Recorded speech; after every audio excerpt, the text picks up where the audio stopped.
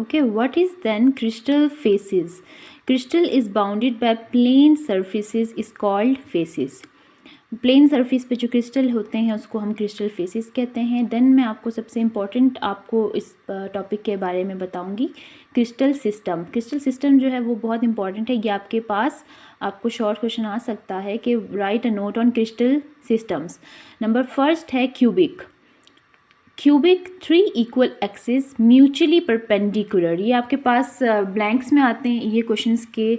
आपके पास ऐसे फिल इन द ब्लैंक आ जाएगी, एमसीक्यू आ जाएगा कि 3 equal axis which are mutually perpendicular is called dash.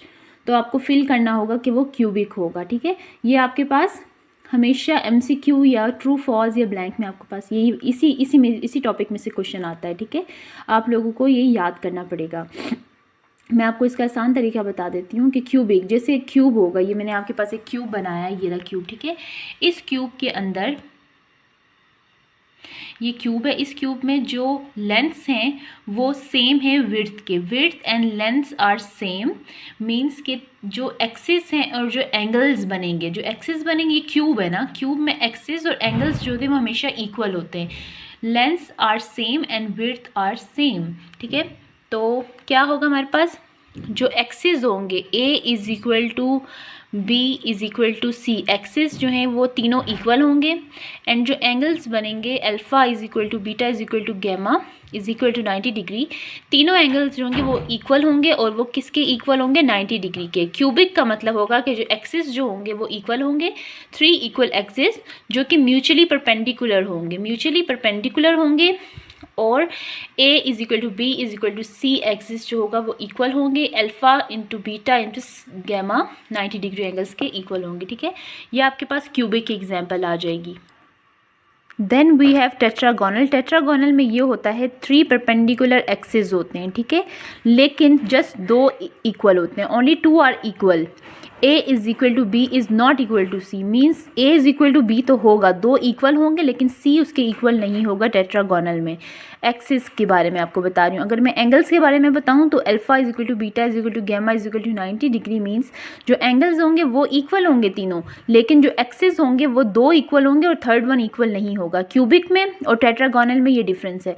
Cubic में जो होगा वो एंगल्स और एक्सिस दोनों इक्वल होंगे, लेकिन टेट्रागोनल में एक्सिस इक्वल नहीं होंगे तीनों, जस्ट 2 इक्वल होंगे और जो एंगल्स होंगे वो तीनों इक्वल होंगे.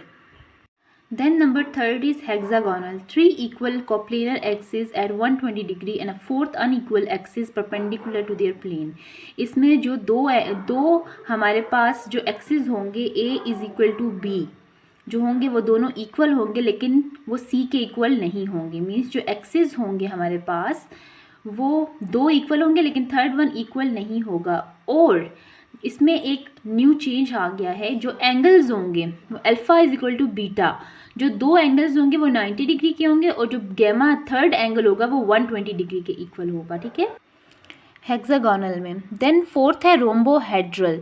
3 equal axis not at right angles. जो हमारे पास एक्सिस होंगे वो तीनों इक्वल होंगे, a is equal to B is equal to c, लेकिन जो एंगल्स होंगे वो इक्वल नहीं होंगे, वो 90 डिग्री के इक्वल नहीं होंगे. 3 इक्वल एक्सिस इक्वल होंगे not at right angles means जो एंगल्स होंगे वो राइट एंगल नहीं होंगे. 90 डिग्री के इक्वल नहीं होंगे एंगल्स, वो या तो 120 डिग्री के होंगे या तो 360 डिग्री के होंगे, किसी भी उसमें हो सकते हैं, लेकिन वो 90 के इक्वल नहीं होंगे. आपसे ये क्वेश्चन पूछा जा सकता है कि वो कौन सा क्रिस्टल सिस्टम है जिसमें एंगल्स जो होते हैं वो 90 डिग्री के इक्वल नहीं होते तीनों एंगल्स. तो उसका आपको आंसर देना होगा रोम्बोहेड्रल है वो. Then number 5th is orthorhombic. 3 unequal axis. जो एक्सिस होंगे वो तीनों अनइक्वल होंगे. ठीक है, ए जो होगा वो बी के इक्वल नहीं होगा, जो वो बी होगा वो सी के इक्वल नहीं होगा. ठीक है, लेकिन तीनों की तीनों परपेंडिकुलर होंगे. Alpha is equal to beta is equal to gamma, तो वो ऑर्थोरोम्बिक हो जाएगा. ठीक है, then you have monoclinic. Monoclinic 3 unequal axis जो a is not equal to b is not equal to c. हमेशा a b c जो है वो आपके एक्सिस होंगे और जो अल्फ़ा बीटा गैमा होंगे वो आपके क्या होंगे? एंगल्स होंगे. ठीक है, a is not equal to b and which is not equal to c, one of which is perpendicular to other two. Alpha is equal to gamma 90 degree होगा लेकिन बीटा 90 डिग्री नहीं होगा, ठीक है। मतलब कि जो दो होंगे वो परपेंडिकुलर होंगे लेकिन थर्ड वन परपेंडिकुलर नहीं होगा। Then number 7 is triclinic.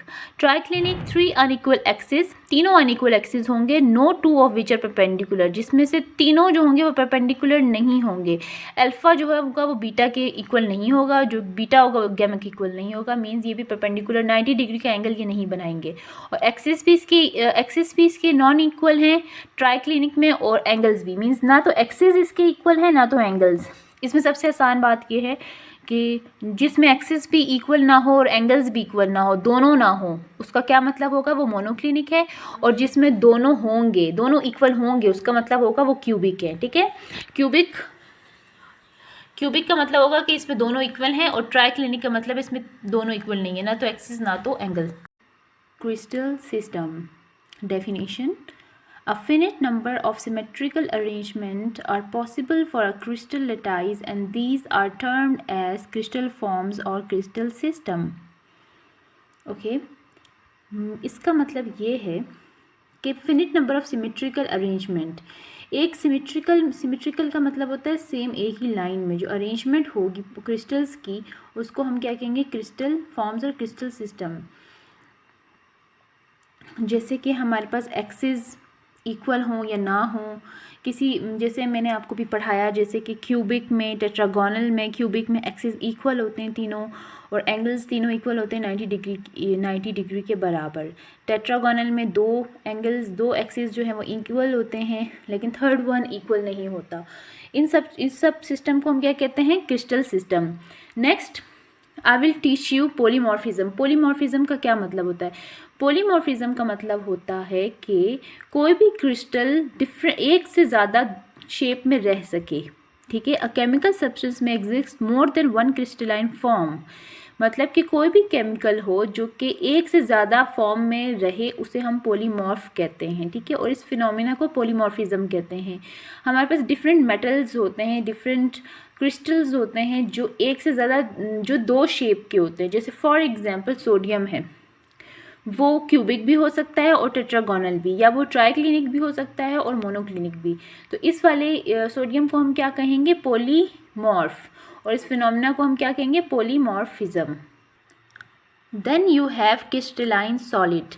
Crystalline solid have definite shapes and orderly arrangement of the unit. They have low solubility and resolution. Crystalline solid क्या होता है, उसकी डेफिनेट शेप होती है, एक डेफिनेट शेप होगी, एंड ऑर्डरली अरेंजमेंट होंगे एक यूनिट में, ठीक है। वो क्रिस्टलाइन सॉलिड होगा। आपके पास ये एमसीक्यू में आ सकता है कि क्रिस्टलाइन सॉलिड की कौन सा वो है कैरेक्टरिस्टिक, क्या कैरेक्टरिस्टिक है क्रिस्टलाइन सॉलिड की, तो आपने बताना होगा they have low solubility and dissolution. Solubility भी इनकी लो होती है और डिसोल्यूशन भी। Then you have amorphous solid, they do not have specific shape, इनकी कोई भी स्पेसिफिक शेप नहीं होती। एक होता है क्रिस्टलाइन सॉलिड एंड एक होता है एमॉर्फियस सॉलिड। इन दोनों में डिफरेंस क्या है, क्रिस्टलाइन में डेफिनेट शेप होती है, एमॉर्फियस में डेफिनेट शेप नहीं होती। एमॉर्फ मीन्स विदाउट फॉर्म, एमॉर्फ का मतलब होता है विदाउट फॉर्म, मतलब इसका मतलब यही है कि कोई शेप ना हो। एमॉर्फ का मतलब ये होता है randomly arrangement of solid particles into the structure. Randomly जो है वो अरेंजमेंट होती है, इसमें क्या होती है, ऑर्डरली अरेंजमेंट होती है क्रिस्टलाइन में, और एमॉर्फियस में होती है रैंडमली अरेंजमेंट। तो ये दोनों में ये डिफरेंस आ जाता है। क्रिस्टलाइन एंड एमॉर्फिस सॉलिड में डिफ्रेंशिएशन आपसे पूछ सकते हैं, क्वेश्चन आ सकता है, right difference between crystalline and amorphous solid. तो आप सबसे पहला डिफरेंस ये लिखेंगे कि क्रिस्टलाइन सॉलिड की डेफिनेट शेप होती है, जबकि एमॉर्फिस सॉलिड की कोई स्पेसिफिक शेप नहीं होती। देन आप लिखेंगे कि क्रिस्टलाइन सॉलिड ऑर्डरली अरेंजमेंट होते हैं उसके अंदर, orderly arrangement of the unit, जबकि एमॉर्फिस में रैंडमली अरेंजमेंट ऑफ यूनिट होता है, ठीक है। आप इसमें क्रिस्टलाइन में ये लिख सकते हैं कि क्रिस्टलाइन की एक स्पेसिफिक फॉर्म होती है, जैसे कि FCC फेस सेंटर्ड क्यूबिक, या BCC बॉडी सेंटर्ड क्यूबिक जो आपने पहले पढ़े थे, वो क्रिस्टलाइन सॉलिड में होती है, जबकि एमॉर्फिस का मतलब यही होता है कि विदाउट फॉर्म। तो एमॉर्फिस में कोई फॉर्म नहीं होती, कोई शेप नहीं होती, जबकि क्रिस्टलाइन में शेप होती है। अब हमारे पास कुछ ड्रग्स होती हैं जो कि पानी के साथ रिएक्ट करके हाइड्रेट बना देती है, ठीक है। क्रिस्टल हाइड्रेट के बारे में मैं आपको पढ़ाऊंगी। Some drugs have greater tendency to associate with water, the resulting product और substance is called drug hydrate. API है, जैसे हमारे पास एक ड्रग है, ठीक है, वो कन्वर्ट हो जाएगी एनहाइड्रेट में। जब एनहाइड्रेट में हम वाटर ऐड करेंगे, जब वाटर से उसका कंटेक्ट होगा, वो एसोसिएट करेगी वाटर के साथ, तो वो क्या बना देगी, hydrate. Some drugs have greater tendency to associate with water, anhydrate जो है वाटर के साथ कंटेक्ट करेगी, द रिजल्टिंग प्रोडक्ट, जो रिजल्टिंग प्रोडक्ट हमें मिलेगा उसे हम क्या कहेंगे, ड्रग हाइड्रेट।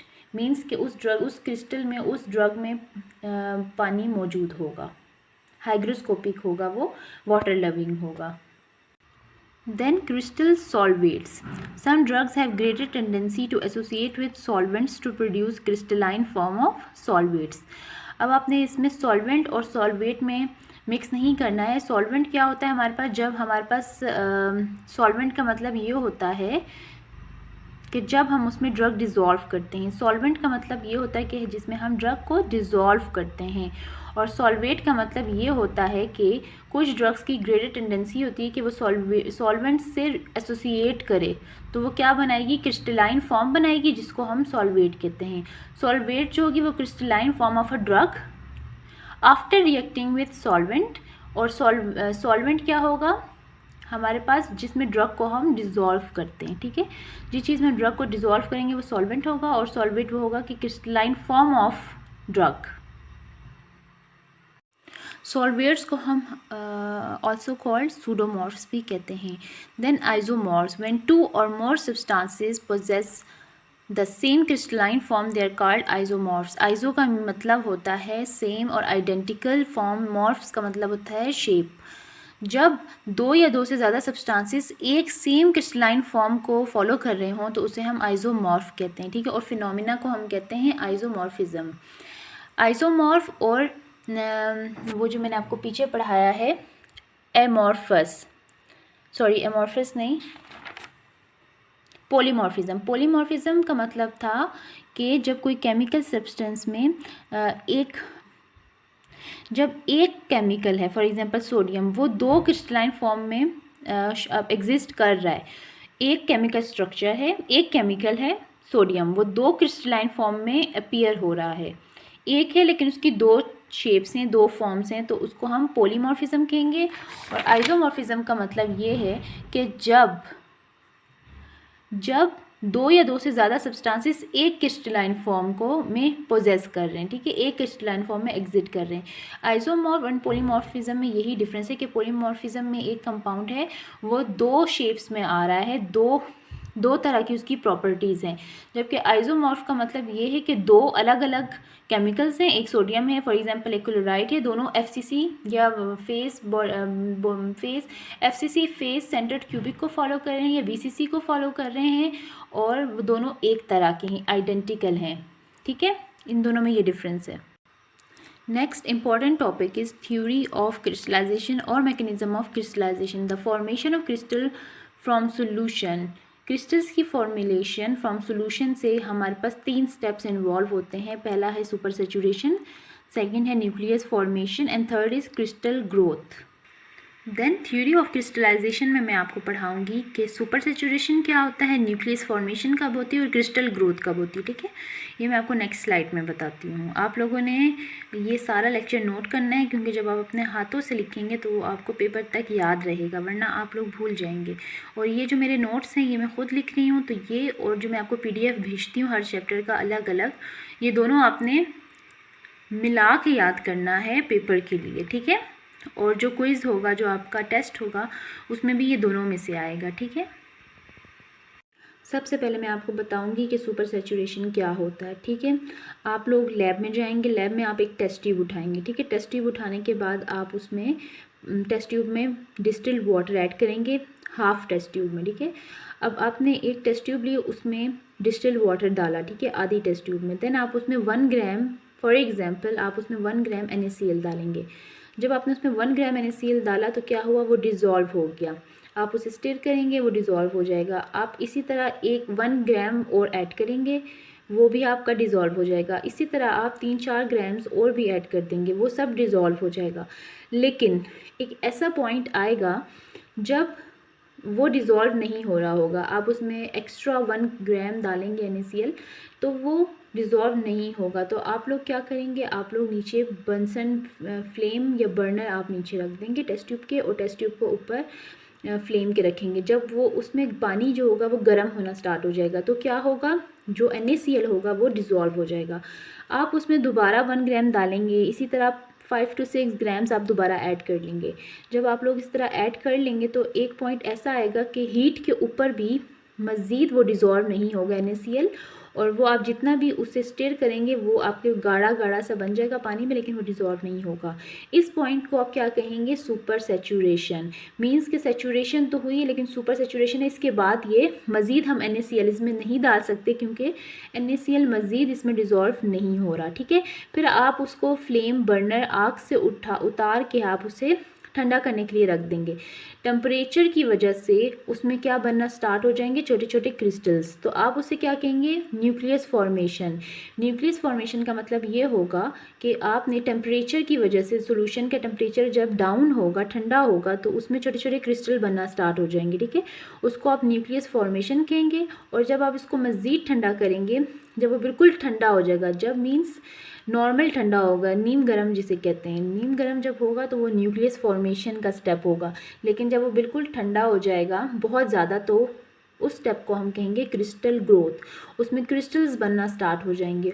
और यही 3 स्टेप्स हैं जिसकी बेस पे क्रिस्टलाइजेशन होती है। जो आप लैब में करेंगे वो सब कुछ इन तीनों स्टेप से होके गुजरेगा, तब आपकी क्रिस्टलाइजेशन होगी। तो थ्योरी है, आगे मैं आपको पढ़ाती हूँ इसकी डिटेल्ड।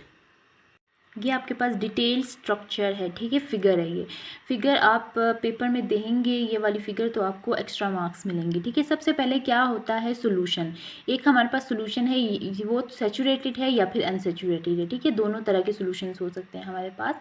हम उसे क्या करेंगे, हम उसमें सोल्यूशन को ऐड करेंगे। ठीक है, मीन्स उस सोल्यूशन के अंदर हम एडिटिव्स डालना स्टार्ट कर देंगे। Means flavouring agent, masking the taste करने के लिए, और एक्सीपिएंट्स हम उसमें ऐड करना स्टार्ट कर देंगे कुछ सोल्यूशन के अंदर। ठीक है, फिर क्या होगा हमारे पास, हम उसको वो करेंगे, हीटअप करेंगे। जब हम उसको हीटअप करेंगे तो एवापोरेशन ऑफ सॉल्वेंट होगा। ठीक है, सॉल्वेंट जो होगा वो एवापोरेट हो जाएगा।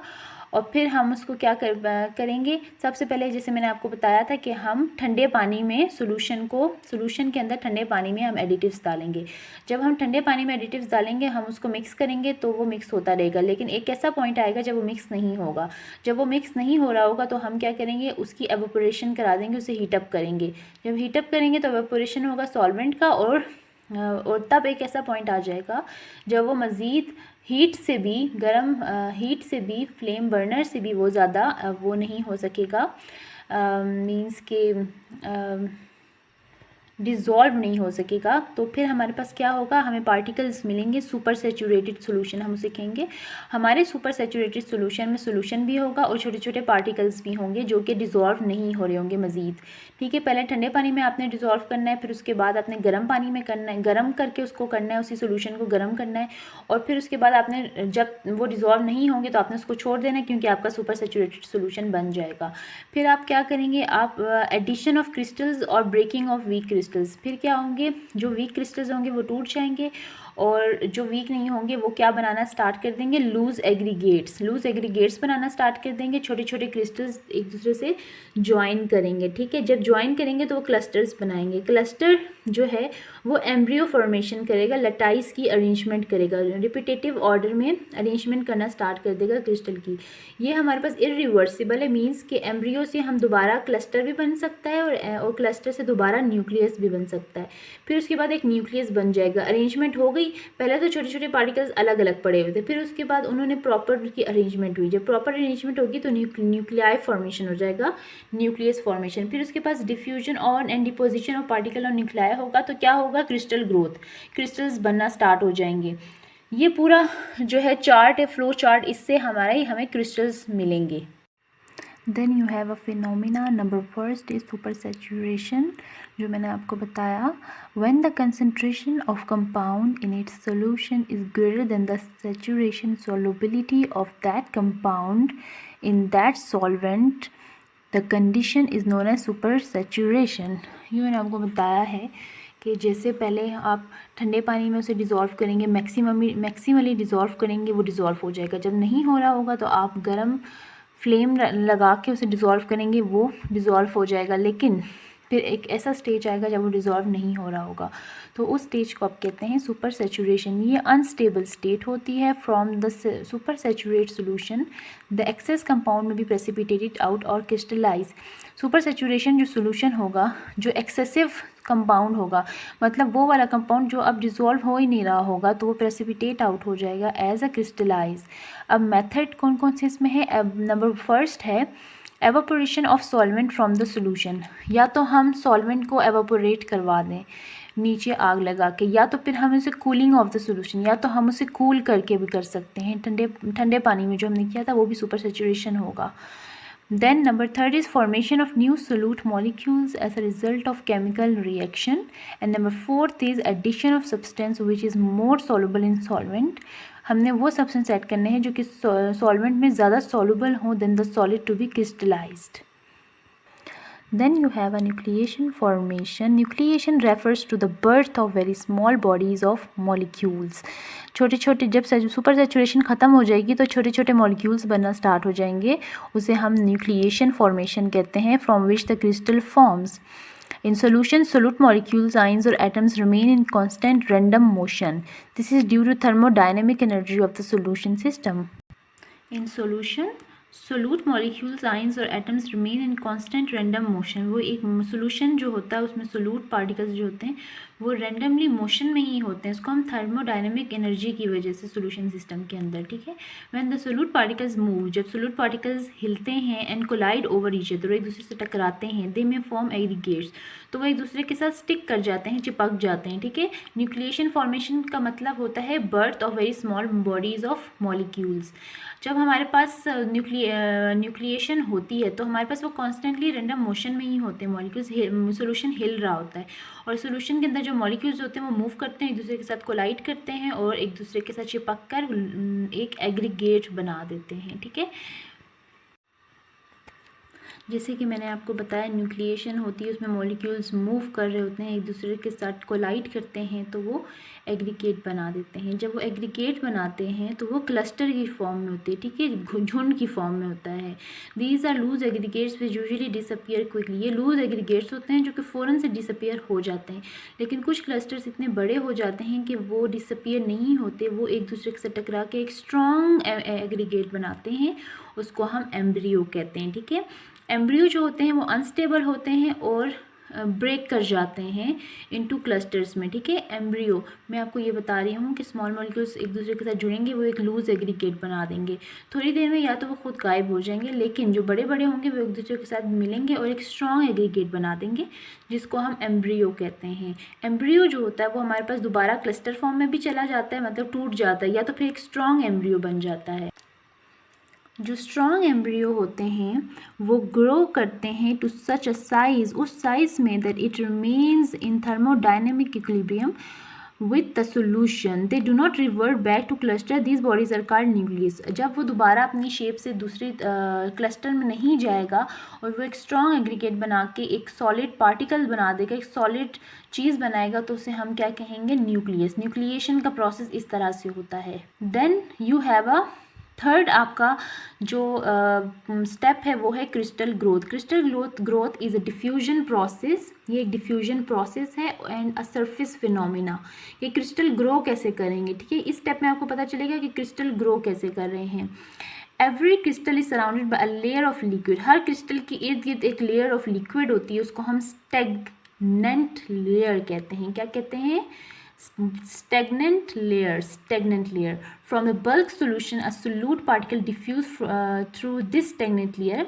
बल्क सोल्यूशन में से जो सोल्यूट पार्टिकल्स होते हैं वो डिफ्यूजन का प्रोसेस क्या था, from higher concentration to lower concentration. जैसे आप परफ्यूम लगाते हैं तो वो हाई कंसनट्रेशन होती है तो वो लो कंसनट्रेशन में चली जाती है, उसको हम डिफ्यूजन कहते हैं. तो जो हमारे पास फ्रॉम द बल्क सोल्यूशन में से जो सोल्यूट पार्टिकल होते हैं वो डिफ्यूज हो जाते हैं स्टेगनेंट लेयर में and then reaches the surface of crystal, और सरफेस ऑफ क्रिस्टल में पहुंच जाते हैं. This particles then organize themselves in the crystal lattice. This phenomena continue at the surface at a slow rate. और slow rate पे ये होता रहता है. The process will happen if the bulk solution is super saturated. ये तभी process crystal growth तभी करेंगे जब solution हमारे पास super saturated होगा.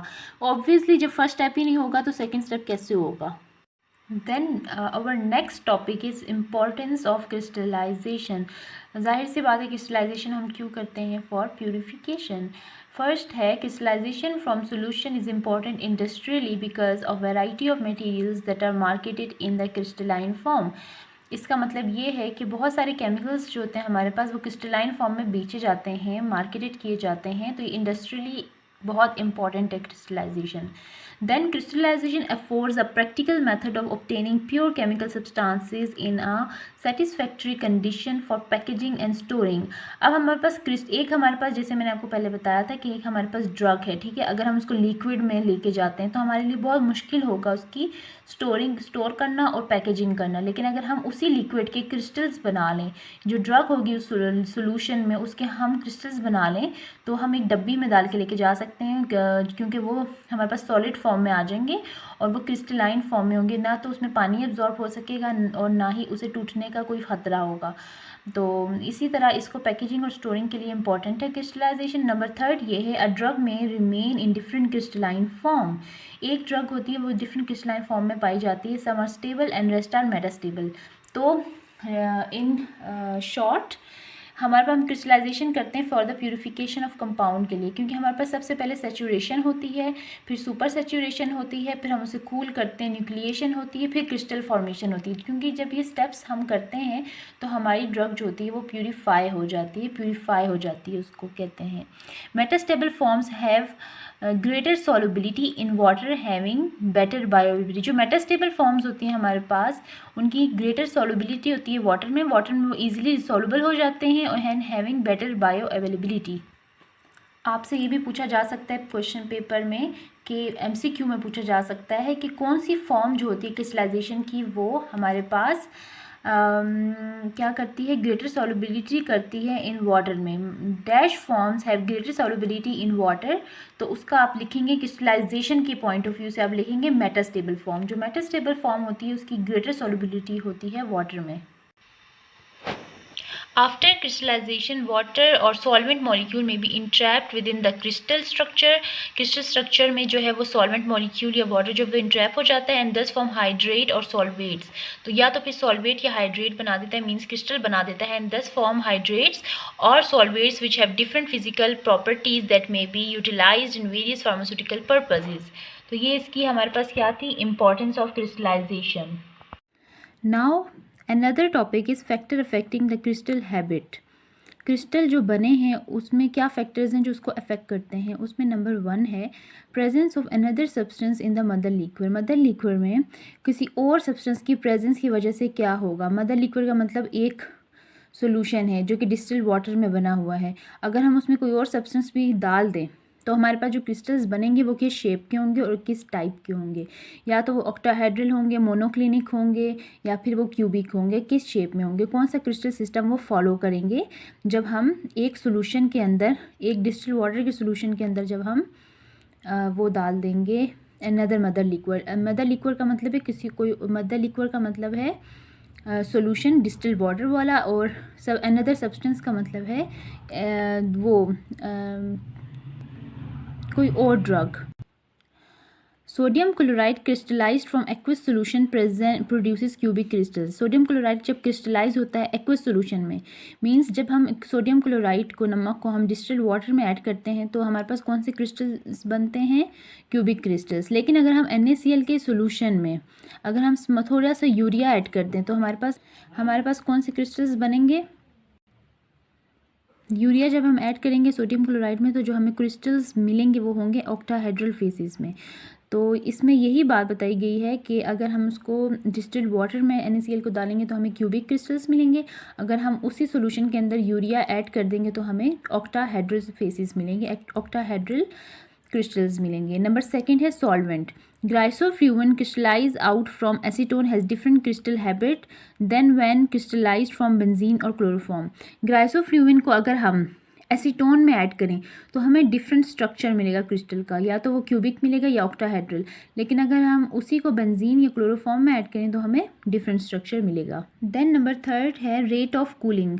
रेट ऑफ कूलिंग क्या डिपेंड करती है हमारे पास क्रिस्टलाइजेशन पे। एसिक्यूलर और नीडल लाइक क्रिस्टल्स ऑब्टेन, हमारे पास एसिक्यूलर या नीडल लाइक क्रिस्टल्स मिलेंगे जब हम सॉल्यूशन को आहिस्ते आहिस्ते कूल करेंगे। अगर हम फ़ौरन कूल नहीं करेंगे, अगर हम स्लोली कूल करेंगे सॉल्यूशन को तो हमारे पास एसिक्यूलर और नीडल लाइक क्रिस्टल्स मिलेंगे। अगर हम सॉल्यूशन को बहुत ज़्यादा फास्टली कूल करेंगे तो हमें फ्लफ़ी एंड स्मॉल क्रिस्टल्स मिलेंगे। ये हम आपके पास MCQ में आ सकता है कि एसिक्यूलर या नीडल लाइक क्रिस्टल्स हमें कब मिलेंगे, when the solution is cooled dash very slowly fast very fast. ये आपके पास MCQ बन सकता है इसमें। Then we have slow evaporation और स्लो कूलिंग, और फास्ट एवापोरेशन और फास्ट कूलिंग।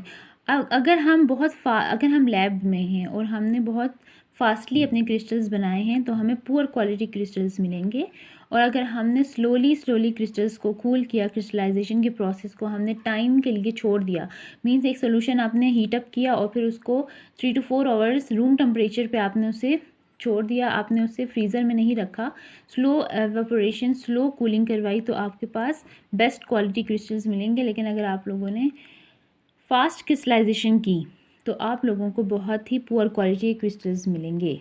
इस टॉपिक में यही बताया गया है और ये MCQ में आता है। अब आपके पास एक थ्योरी है, वो मोस्ट इम्पॉर्टेंट थ्योरी है, उसका नाम है Miers super saturation theory. Miers and Isaac proposed a theory explaining a relationship between super saturation and spontaneous crystallization. Miers theory के 2 पॉइंट्स हैं। The greater the degree of super saturation, आप जितने ज़्यादा super saturation करेंगे the more chances of nuclear formation के chances ज़्यादा हो जाते हैं, क्योंकि फर्स्ट स्टेप आपके पास सुपर सैचुरेशन है, नेक्स्ट स्टेप आपके पास न्यूक्लियर फॉर्मेशन है, and third step is crystal formation. अगर आप लोगों ने सुपर सैचुरेशन नहीं किया सॉल्यूशन का तो आपके पास न्यूक्लियस नहीं बनेगा और क्रिस्टल फॉर्मेशन भी नहीं होगी। इसलिए फर्स्ट स्टेप बाय स्टेप चलना होता है। First step is super saturation, जितनी अच्छी सुपर सैचुरेशन होगी उतने ज़्यादा चांसेस होंगे न्यूक्लियर फॉर्मेशन के। मेयर्स थ्योरी ये एक्सप्लेन करती है। नंबर सेकंड ये है, if the super saturation passes a certain range of values nuclear formation extremely rapid. अगर सुपर सैचुरेशन अपनी वैल्यू से एक्सीड कर जाता है, ज़्यादा हो जाता है, तो आपके पास जो न्यूक्लियर फॉर्मेशन होती है वो बहुत तेज़ी से होती है। अब आपके पास आ जाता है ये एक सॉल्युबिलिटी कर्व है, ठीक है। एक्स एक्सिस पे आपके पास है टेम्परेचर एंड वाई एक्सिस पे आपके पास है कंसंट्रेशन। टेम्परेचर आप जितना बढ़ाएंगे तो आप, और कंसंट्रेशन कितनी बढ़ाएंगे तो क्या होगा, इसमें मैं आपको समझाती हूँ। आप टेम्परेचर, ये हमारे पास AB एक लाइन है और एक है FG लाइन। जो हमारे पास FG लाइन है उसको हम कहेंगे सुपर सॉल्युबिलिटी कर्व। जो FG आपके पास लाइन है वो होगी सुपर सॉल्युबिलिटी कर्व, और जो AB लाइन है उसका नाम है सॉल्युबिलिटी कर्व, ठीक है। अब अगर आपने AB और FG अपना कर्व बना लिया तो आपके पास बेस्ट क्रिस्टलाइजेशन होगी और बेस्ट क्रिस्टल्स आप ऑब्टेन करेंगे, ठीक है। टेम्परेचर हम हम टेम्परेचर जितना बढ़ा रहे हैं तो FB से B में टेम्परेचर कम है, जैसे जैसे टेम्परेचर बढ़ता जा रहा है वो A ऊपर तक जाता जा रहा है, ठीक है। सॉल्युबिलिटी कर्व इंक्रीज़ होती जा रही है क्योंकि टेम्परेचर जो होता है वो हमारी सॉल्युबिलिटी को ज़्यादा करता है। आपके पास देखें एक्स एक्सिस पे टेम्परेचर है एंड वाई एक्सिस पे कंसंट्रेशन है। AB जो होगी वो आपके पास सॉल्युबिलिटी कर्व है और FG जो है वो सुपर सॉल्युबिलिटी कर्व है, ठीक है। अगर आपकी AB और FG बराबर होंगी तो आपके पास क्रिस्टलाइजेशन बेस्ट हो गई है। ठीक है, टेम्परेचर आप देखें बी पॉइंट पे टेम्परेचर जो है वो कम है। जैसे जैसे आप टेम्परेचर बढ़ाते जा रहे हैं तो वो ए पे जाता जा रहा है। ठीक है, ए जो होगा वो बड़ा होता जा रहा है, मींस के सॉलिबिलिटी ज़्यादा से ज़्यादातर होती जा रही है और सुपर सॉलिबिलिटी कर्व भी ज़्यादा से ज़्यादा बढ़ता जा रहा है। क्योंकि अगर आप जो ठंडे पानी में NaCl डालेंगे तो वो इतना डिज़ोल्व नहीं होगा, लेकिन जब आप उसे टेम्परेचर देंगे बंसन फ्लेम पे या बर्नर पे तो आपकी जो सॉल्युबिलिटी कर्व होगी वो ज़्यादा होगी, मीन सुपर सैचुरेशन पे आप लोग जाएंगे, फर्स्ट स्टेप पे आप लोग चले जाएंगे। अगर आप जब फर्स्ट स्टेप पे जाएंगे तभी आपकी क्रिस्टलाइजेशन का प्रोसेस स्टार्ट हो जाएगा। सबसे पहले हमारे पास आ जाएंगे assumptions. The solute and the solvent must be pure, solute and solvent must be pure, pure होना चाहिए। Number second is the solution must be free from solid solute particles and number third is the solution must be free from foreign solid particles, उसमें कोई foreign object या foreign particle नहीं होना चाहिए। अब हम इस थ्योरी को एक्सप्लेन करेंगे with the help of solubility super solubility diagram. Here the curve A B is the ordinary solubility curve. जो हमारे पास कर्व ए बी है वो एक ऑर्डिनरी सॉल्युबिलिटी कर्व है। ठीक है, it represents the maximum concentration of solution that can be obtained by bringing solid solute into equilibrium with solvent। solubility curve का मतलब ये होगा कि हम मैक्सिमम कंसंट्रेशन दे रहे हैं सोल्यूशन के अंदर, मैक्सिमम कंसंट्रेशन ऐड कर रहे हैं जिसकी वजह से हमें सॉलिड पार्टिकल्स मिल रहे हैं। इस solubility कर्व का मतलब ये है। If a sample of solution having a temperature and composition of point C is cooled in direction of CD, it first crosses the solubility curve AB but no nucleus will be formed। ठीक है, अब इस diagram को आप देखें, इसका मतलब ये है कि अगर if a sample of solution having a temperature and composition of point C, अगर पॉइंट C पे, ठीक है, वो कूल हो रहा है, अगर जो पॉइंट सी और डी आपको दिख रहा होगा, सी एंड डी पॉइंट जो होगा अगर उसमें वो कूल हो गया, सुपर सेचुरेशन नहीं हुई और वो कूल हो गया, तो सबसे पहले क्या होगा, it first crosses the solubility curve को क्रॉस करेगा ए बी। ठीक है, ए बी को वो क्रॉस कर देगा और न्यूक्लियस कोई भी नहीं बनेगा। मतलब अगर बी से सी तक जा रहा है और जी से डी तक जा रहा है तो और कूल हो जाता है तो फिर आपके पास सॉल्युबिलिटी नहीं होगी, सुपर सैचुरेशन नहीं होगा और न्यूक्लियस फॉर्मेशन भी नहीं होगी। मैं आपको बताऊंगी कि क्रिस्टलाइजेशन स्टार्ट कब होती है। अभी पहले मैंने आपको बताया था कि क्रिस्टलाइजेशन स्टॉप हो जाती है अगर वो CD को क्रॉस नहीं करता। ठीक है, it first crosses the solubility curve AB but no nucleus will be formed. अब क्रिस्टलाइजेशन कब होगी, when it reaches somewhere in neighbourhood of point D। जब ये पॉइंट D के पास पहुंच जाएगी तो क्रिस्टलाइजेशन होना स्टार्ट हो जाएगी। When crystallization proceeds the concentration of solution, जब क्रिस्टलाइजेशन जो होगी वो इंक्रीज हो जाएगी कंसंट्रेशन ऑफ सोल्यूशन से, तो आपके पास क्या होगा, कर्व बनेगा डी और ई आपके पास कर्व बनेगा and reaches the solubility curve, और वो सॉल्युबिलिटी कर्व के पास पहुंच जाएगा। ठीक है, in the absence of any solid particles the curve F G, जो कर्व एफ एंड जी होगा, represent the limit at which nucleus formation begin spontaneously and crystallization start. आपके पास कौन से पॉइंट पे जो है वो क्रिस्टलाइजेशन स्टार्ट हो जाएगी, वो पॉइंट है एफ और जी का। F and G solubility curve है ये। जब सुपर सैचुरेशन हो जाएगी, सुपर सॉल्युबिलिटी हो जाएगी एफ एंड जी पॉइंट पे, तो आपके पास सॉल्युबिलिटी होना स्टार्ट हो जाएगी। आप लोगों ने सिर्फ ये याद रखना है कि सॉल्युबिलिटी कब होगी, क्रिस्टलाइजेशन कब स्टार्ट होगी, at a point F and G, line F G super solubility curve के ऊपर आपकी क्रिस्टलाइजेशन स्टार्ट हो जाएगी। According to Miers theory at any point between C and D points nuclei can not form and crystallization can't start. ठीक है, ये आपके पास सुपर सॉल्युबिलिटी कर्व है। ये आप लोगों ने इसी तरह एक्सप्लेन करनी है कि जब ए बी ए होगा या ए बी होगा तो सॉल्युबिलिटी कर्व है, आपकी सोल्यूशन जो है, सोल्यूशन के अंदर सॉल्युबिलिटी हो रही है, सॉल्युबल हो रही है ड्रग, और जी एफ जो है वो आपके पास सुपर सॉल्युबिलिटी कर्व है। ठीक है, जैसे जैसे कंसंट्रेशन बढ़ाते जा रहे हैं सुपर सैचुरेशन होती जा रही है, क्योंकि कंसंट्रेशन बढ़ेगी तो आपके पास आपको हीट भी करना पड़ेगा, टेम्परेचर भी बढ़ेगा, कंसंट्रेशन दोनों साथ बढ़ेगी, और एक ऐसा पॉइंट आएगा जब कंसंट्रेट होना मीन सॉल्युबल होना वो ख़त्म हो जाता है और फिर आपके पास आपकी ड्रग जो है वो क्रिस्टलाइज आउट हो जाती है, मीन छोटे छोटे क्रिस्टल बनना स्टार्ट हो जाते हैं उसके अंदर। ये जो पॉइंट आपके पास सी और डी है, उसके जब आप सी एंड डी पे पहुंचेंगे तो आपके पास क्रिस्टल बना स्टार्ट नहीं होंगे। जब आप एफ जी वाले पॉइंट पे पहुंचेंगे तो आपके पास सुपर सॉल्युबिलिटी कर्व होगा और क्रिस्टल्स बनना स्टार्ट हो जाएंगे। Then we have a limitation of Mayer's theory. Number 1 is according to Mayer's theory crystallization start होती है सुपर सॉल्युबिलिटी कर्व Fg पे. अकॉर्डिंग टू Mayer's theory कहते हैं, Mayer's theory के मुताबिक जो क्रिस्टलाइजेशन होती है वो Fg पॉइंट पे होती है, ठीक है, सुपर सॉल्युबिलिटी कर्व है. लेकिन ऐसा नहीं होता है क्योंकि सॉल्युबिलिटी क्रिस्टलाइजेशन होना किसी भी पॉइंट पे क्रिस्टलाइजेशन हो जाती है, ज़रूरी नहीं कि वो Fg के पॉइंट पे क्रिस्टलाइजेशन हो. नंबर सेकंड ये है कि if the solution is kept for long period nucleation starts well below the super solubility curve. अगर हम सोल्यूशन को रख दें कूल होने के लिए, जितना ज़्यादा टाइम हम उसे देंगे कूल होने के लिए, जैसे मैंने आपको बताया था कि फास्टर अगर कूलिंग करेंगे तो क्रिस्टल्स इतने अच्छे नहीं बनेंगे, पुअर क्वालिटी के बनेंगे. लेकिन अगर आपकी स्लो प्रोसेस आप कर रहे हैं, ज़्यादा टाइम दे रहे हैं उसको, तो आपके पास जो क्रिस्टल्स बनेंगे वो बहुत हाई क्वालिटी के बनेंगे, ठीक है. तो इसमें यही बता रहे हैं कि अगर आपने बहुत लंबे पीरियड के लिए रख दिया है सॉल्यूशन तो न्यूक्लिएशन स्टार्ट होगी well below the super solubility curve. Number third है if the solution is available in large volume nucleation starts below the super solubility curve. अगर बहुत ज़्यादा amount of solution बहुत ज़्यादा है तो आपके पास जो न्यूक्लिएशन होती है वो super solubility curve से पहले ही हो जाती है, ठीक है. इसमें वॉल्यूम भी डिपेंड करता है. Mayer's theory is applicable only when pure solute and pure solvent is taken in practice. It is important to get them in pure state. Mayer's theory तभी बनती है जब दोनों चीज़ें जो होंगी वो प्योर स्टेट में होगी, क्योंकि हमारी लैब ऐसी है कि उसमें प्योर स्टेट में नहीं भी हो सकती. मीन्स उसमें कोई बैक्टीरिया वायरस या कुछ भी हो सकता है, लेकिन उसके अगर उसमें प्योरिटी ज़्यादा नहीं होगी तो Mayer's थ्योरी जो होगी वो एप्लीकेबल नहीं होगी.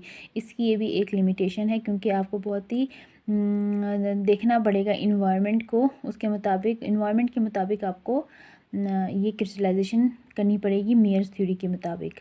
नंबर 5 ये है ड्यूरिंग क्रिस्टलाइजेशन द सोल्यूशन में become contaminated with dust particles from container. ये बात है कि जब आप स्लो प्रोसेस कर रहे हैं तो आपके पास जो क्रिस्टल्स बन रहे हैं वो क्या बनेंगे, वो उसमें कंटेमिनेशन भी हो सकती है, उसमें कोई डस्ट पार्टिकल जा सकता है, कोई वायरसेस बैक्टीरिया भी जा सकते हैं. तो इसकी एक ये लिमिटेशन भी है कि आप जब लॉन्ग टाइम के लिए एक सोल्यूशन को रख देते हैं तो वो गंदा हो जाता है, उसमें डस्ट पार्टिकल्स चले जाते हैं. ये 5 जो हैं आपके पास लिमिटेशंस हैं Mayer's थ्योरी के.